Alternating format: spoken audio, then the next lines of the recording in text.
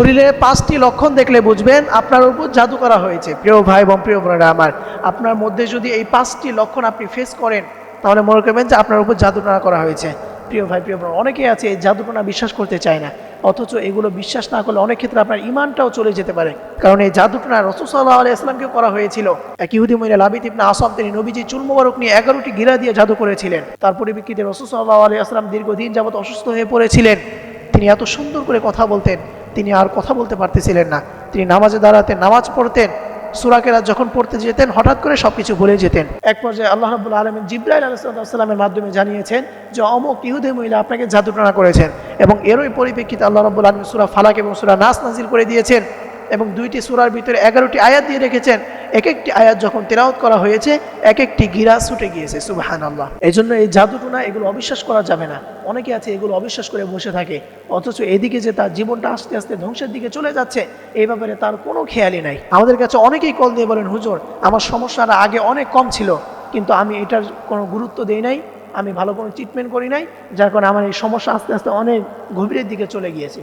এই জন্য প্রিয় ভাই প্রিয় বোনেরা আমার, এই 5টি লক্ষণ যদি আপনি নিজের ভিতরে দেখতে পান, 1 নাম্বার মাথা ব্যথা করা এবং মাথা সবসময় ভার হয়ে থাকা।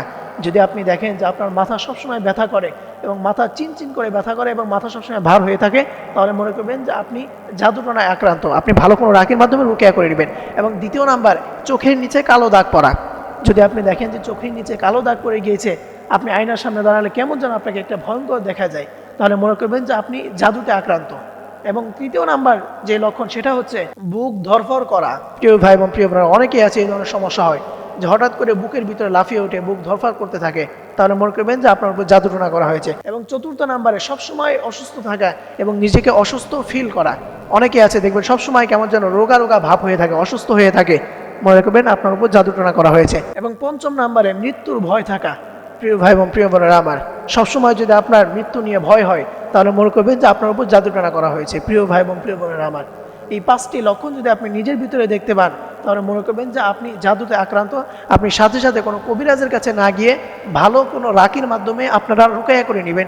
এটার কোরআন এবং হাদিসের অনুযায়ী আপনার ট্রিটমেন্ট নিয়ে নেবেন, তাহলে দেবেন ইনশাআল্লাহ এই জাদুটোনা থেকে আপনি হেফাজত থাকতে পারবেন। আল্লাহ তাআলা আমাদের সকল ভাই এবং বোনদেরকে এই বিষয়গুলো বুঝে আমাদেরকে এইভাবে দুনিয়াবী সকল জাদুটোনা থেকে হেফাজত করুক। সকলেই পড়ি আমিন।